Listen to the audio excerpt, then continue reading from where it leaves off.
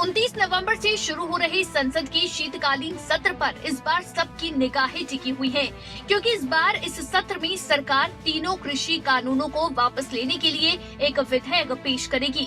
ऐसे में संसद में जमकर बहस भी देखने को मिल सकती है। ऐसे में इस सत्र से पहले रविवार को सर्वदलीय बैठक बुलाई गई, जिसमें 31 दलों के नेता शामिल हुए। हालांकि इस बैठक में पीएम मोदी शामिल नहीं हुए, जिसे लेकर संसदीय कार्य मंत्री प्रहलाद जोशी ने कहा कि ऑल पार्टी मीटिंग में आने की परंपरा मोदी जी ने ही शुरू की थी। इससे पहले संसदीय कार्य मंत्री ही आते थे। वहीं मीटिंग को लेकर संसदीय कार्य मंत्री ने कहा कि सभी पार्टियों से काफी अच्छे सुझाव आए हैं। सरकार नियम के अधीन सभी मुद्दों पर चर्चा के लिए तैयार है। मैं और माननीय पीयूष गोयल जी के नेतृत्व में आज हमने ऑल पार्टी मीटिंग की है।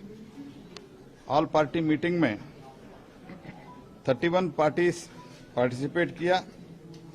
42 leaders from various parties participate किया है। बहुत कंस्ट्रक्टिव डिस्कशन हुआ है, कंस्ट्रक्टिव सजेशन आया है।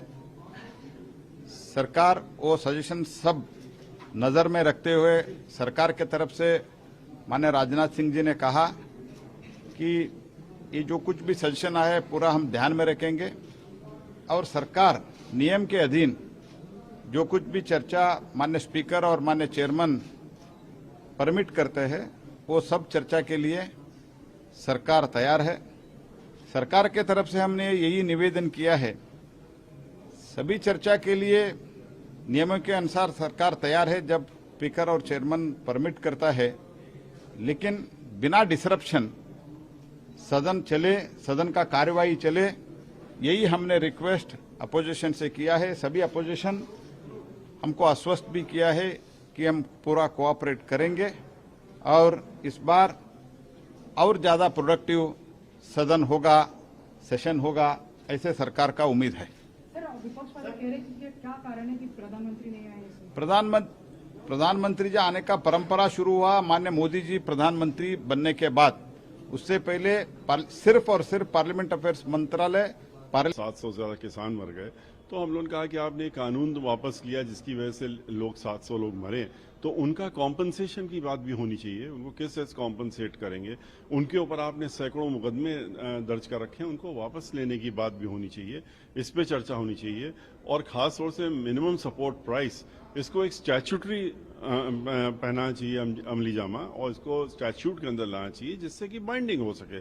तो इनको लेकर के और खास तौर से उत्तर प्रदेश में जिस तरह से लॉ एंड ऑर्डर बिगड़ा हुआ है और महिलाओं के साथ में उनके बलात्कार, दुराचार सब चल रहा है पूरे प्रदेश में, हर 2 घंटे में एक के साथ में हो रहा है। जिस तरह से दलितों के साथ में उनको साथ में दुष्प्रचार हो रहा है, तो उस तरह की सारी जितनी चीज़ें हैं, खास तौर से मुख्य मुद्दे ये हैं और भी इनके साथ में बहुत से इम्पोर्टेंट चीज़ें हैं जिनको हम लोग उठाने का काम करेंगे। सरकार को तो अच्छी चर्चा की उम्मीद है, लेकिन विपक्ष के तेवर तो सर्वदलीय बैठक से ही साफ हो गए हैं। इस बैठक से आम आदमी पार्टी ने वॉकआउट किया। आप सांसद संजय सिंह ने कहा कि सरकार किसी को बोलने नहीं देती और अपनी बात रखने नहीं देती। यहाँ पर ये हालत है कि किसी भी सदस्य को बोलने नहीं देते, किसी को अपनी बात रखने नहीं देते। मैं किसानों का मुद्दा उठा रहा था, मैंने साफ तौर पे कहा कि भाई एमएसपी की गारंटी का कानून इसी सत्र में लेके आइए। कल संयुक्त किसान मोर्चा की मीटिंग हुई, उन्होंने कहा है कि विद्युत संशोधन विधेयक नहीं आना चाहिए। आपने बिलों की लिस्ट में विद्युत संशोधन विधेयक शामिल कर रखा है।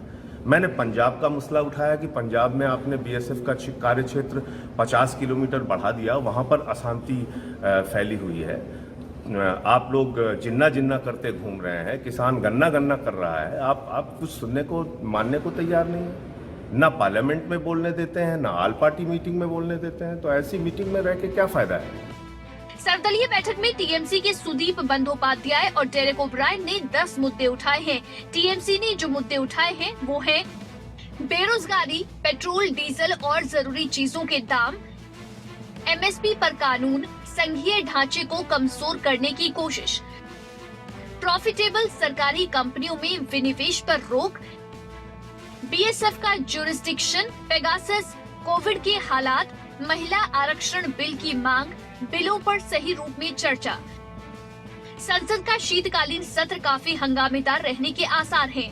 विपक्ष की ओर से संसद में सरकार को घेरने की कोशिश होगी, तो वहीं सत्ता पक्ष सभी मुद्दों पर संतुलित जवाब देने का प्रयास करेगा। संसद के इस सत्र में विपक्ष पेगासस स्पाईवेयर से फोन टैपिंग के मुद्दे को भी उठा सकता है। ऐसे में सरकार इससे कैसे निपटेगी, ये देखना होगा। न्यूज डेस्क, खबरें अभी तक।